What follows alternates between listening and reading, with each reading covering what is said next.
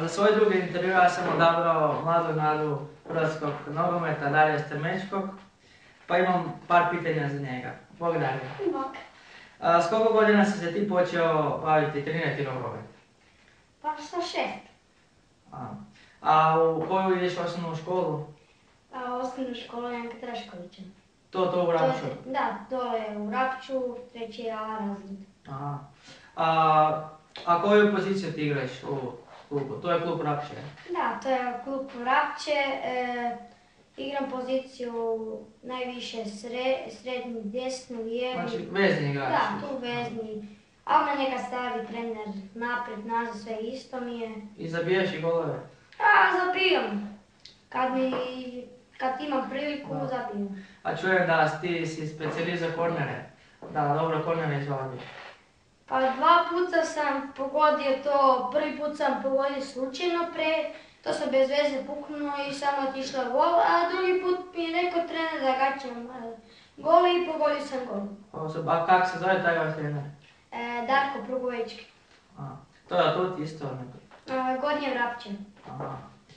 A koliko puta tjedno imate treninge i utakmice, kako to?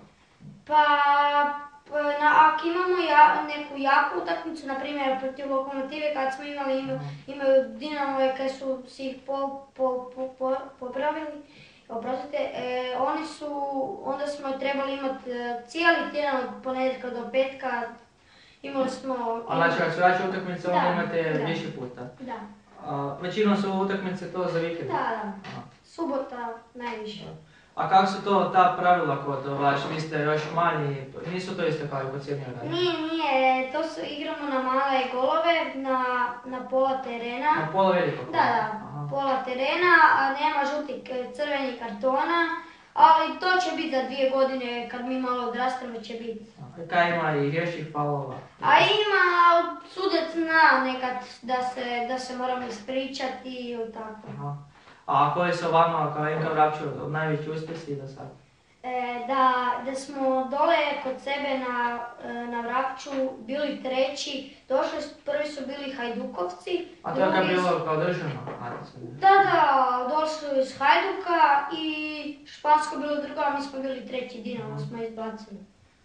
A super, i ti dalje isto misliš nastaviti trenirati? Naravno.